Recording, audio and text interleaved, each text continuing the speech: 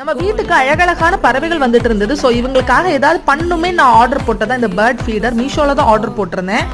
ஆனா திணையெல்லாம் நல்லா தான் இருந்தது. பட்